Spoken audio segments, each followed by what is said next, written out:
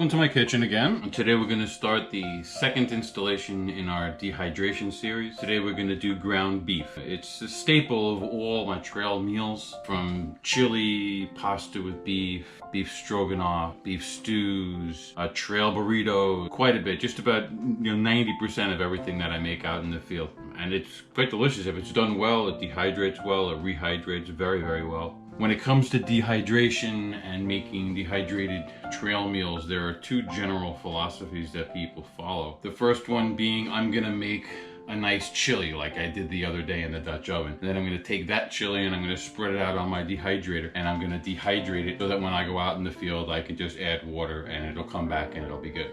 That's a good theory. It does work, it just doesn't work perfectly. The problem that you run into is that the beef and the proteins want to be dehydrated at 160 degrees. Vegetables, they want to be dehydrated at a lower temperature, 135 degrees Fahrenheit. By mixing them together, you're gonna have to overcook the vegetables in order to get the meat perfectly dehydrated, or else you're going to be under dehydrating the beef, which could be dangerous. So what I'm going to do is I'll cook pasta. Usually the elbows work best, and then I'll dehydrate those. I will make a sauce and I will dehydrate that as a fruit leather, or a roll up they call it. I'm going to do a whole video on doing fruit leathers as well. I'm not just going to be rehydrating a plate full of ground beef. It's going to be part of a larger meal, and I'll make that just before I go out into the field. So it's better I keep these things separate until the day before I leave for a trip. Then I prep all my meals, pack them up real nice.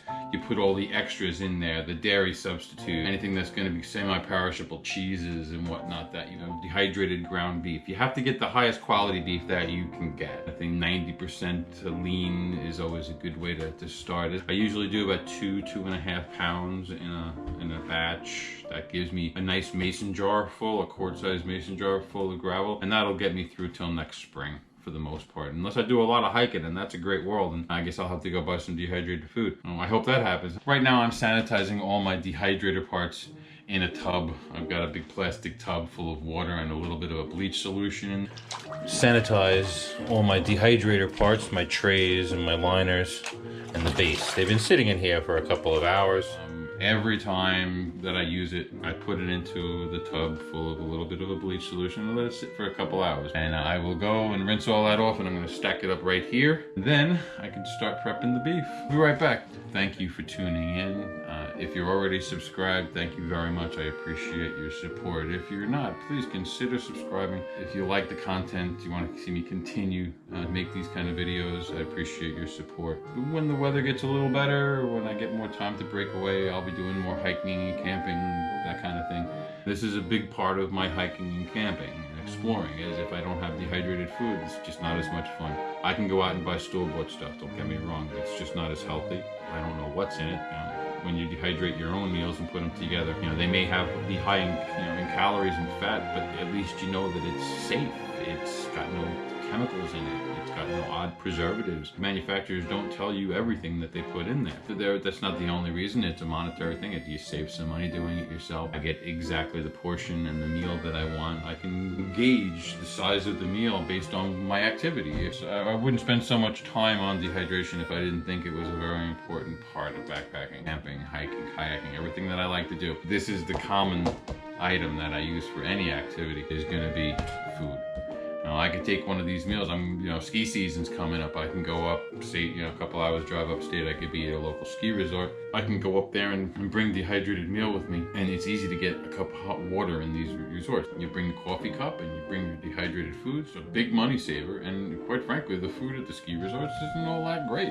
Most of it's just basically bad fast food, very expensive. Where you just fill up a cup full of water, put the lid on it, wait 10-15 minutes, and then you've got a fresh, hearty meal practically for free.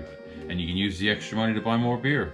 All right, again, my thanks for showing up, everybody. I do appreciate your support more than I can express. And again, if you haven't subscribed yet, please consider it. Hit the bell so I can notify you when the next video comes out. I try to upload a video at least once a week on Sunday. Let's start the video.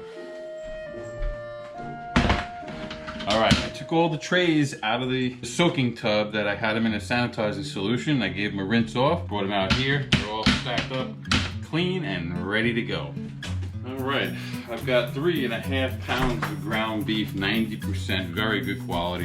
It's a little more than I usually do, so these will probably be very full before we're done. That's okay. I'd rather have more, have a little extra than not enough. So, all right, I'm gonna fry this up on the stovetop using a non-stick pan. So I'm gonna take this over to the stovetop and we're gonna get this all broken up, browned, and then we're gonna get every little bit of grease out of it.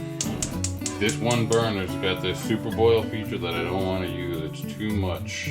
I got the heat on no fat. Did you notice? I didn't put any oil in this pan. I would just have to remove it later anyway. So there's enough fat in this meat, and this is a non-stick pan. I'm not worried about it sticking. I know it works great.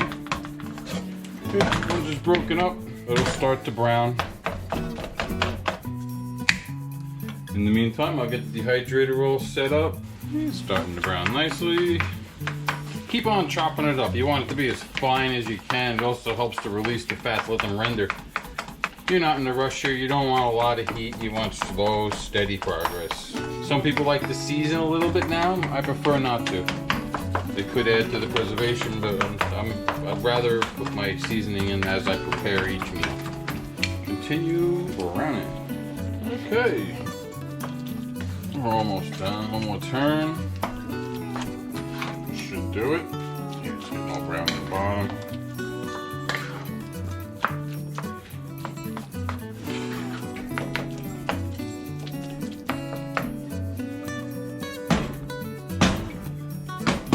You don't need to cook the hell out of it, really, because technically speaking, it's going to go on the dehydrator at 160 degrees. It will cook further.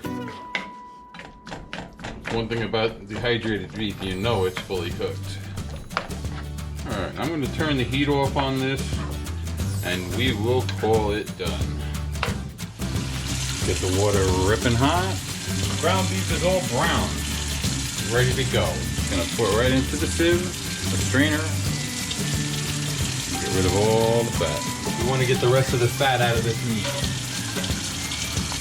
Now, I give it a good cleaning. Get all the fat out. See it in the bottom of the sink. It's coming out. My dog's sitting here licking her chops. She wants me to let her get up here, but that's disgusting.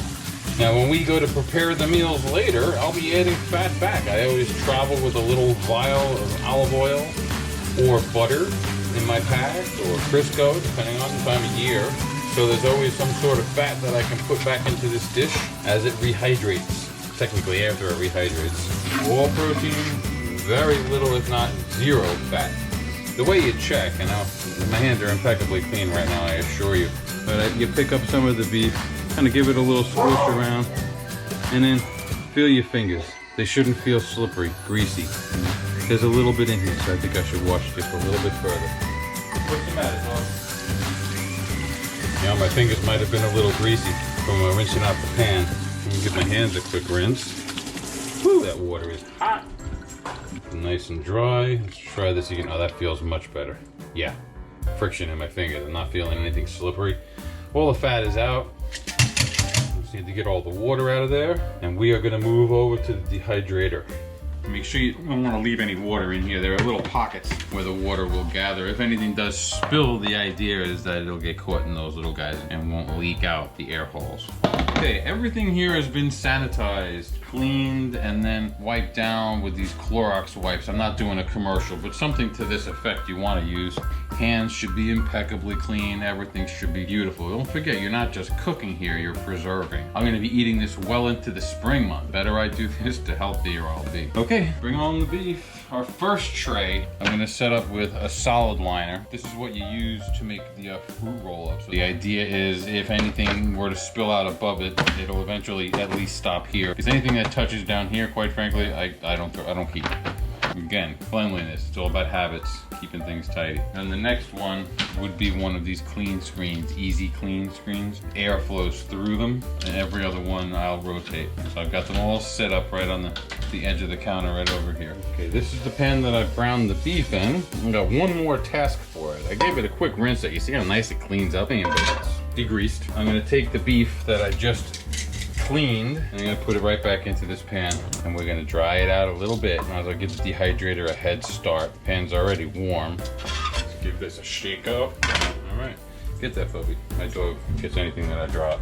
We'll just give that a few minutes and then we'll move over to the dehydrator and start loading her up. Okay, there's no real trick to doing this. I tend to spoon out equal portions on each tray like this. You don't want to overcrowd these trays. You can always come back and add more. That's my basics. I know I'm gonna need a few more scoops. That was 5 scoops. Honestly, your hands are your best tool, but this beef is very hot right now. So we're gonna let her cool down. Once it's on the dehydrated tray, you can work it. I'm gonna break up any small clumps. There shouldn't be too many at this point because you've been breaking them up all along. There's inevitably a couple. Now that may be a little light, but if I have extra at the end, I can always go back and add more. I like this technique because it gives me a little bit more control. You know, just like with all things, I don't do this every week, so I don't have muscle memory or remember the exact best way to do it. So as I remember, I get more efficient. But you don't want to overdo this. You don't want to overload them. You don't want to be spilling because this is precious stuff here. A lot of work goes into making this gravel. You don't want to be dropping it on the floor for Bella to eat, although she'd love to eat it. This should dehydrate very quickly. I could already feel the moisture content is very low. Now what happens with this, I'm going to dehydrate this beef at the proper temperature, about 160 degrees. It should take at least 4 to 6 hours to do. Now if I were to do that with vegetables in here with this beef, sauces, gravies, that kind of thing, the vegetables would over dry and they wouldn't rehydrate well. Well, this wasn't quite as much as I thought. It didn't spread out that much. I might spread these out to a few more trays because I'm all in. I thought I was putting it on a little heavy. Probably more like this is right. So now what I do is I'll take the next couple of trays and I'll pick off of these to fill them up. I'll put this on top of the fry pan and we'll work backwards. Yeah, these are a bit full. This gives me a chance to equal them out. Like I said, nothing permanent here. No such thing as a mistake. Happy accidents. The more evenly you disperse these, the quicker, the better they'll dehydrate. But I bought the extra trays, and I think it came with 4 or 5 trays maybe. I bought the extra packs. I'm looking for quality dehydration here. Looks like I'm going to be using 8 trays. I don't think I could fill up another tray. What I'll do is I'll put these extra trays in as spacers. It makes the machine work more efficiently. Oh, looking good. Clumps, clumps, clumps.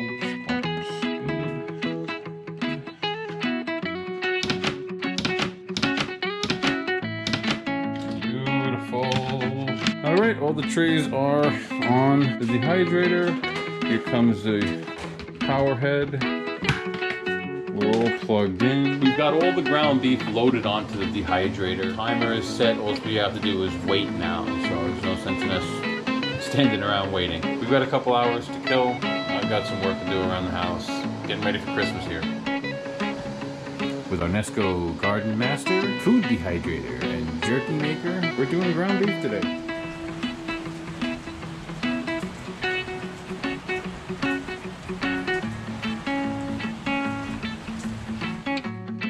Okay, that's 4 hours.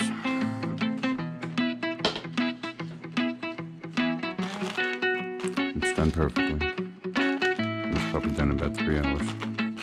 That's perfect. So what I have to do is to put each one of these trays.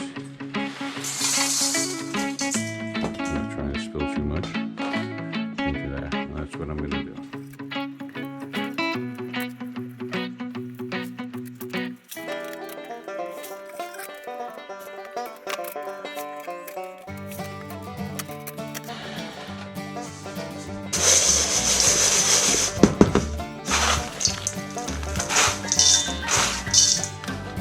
Perfectly dry. That was originally 3.5 pounds of ground beef.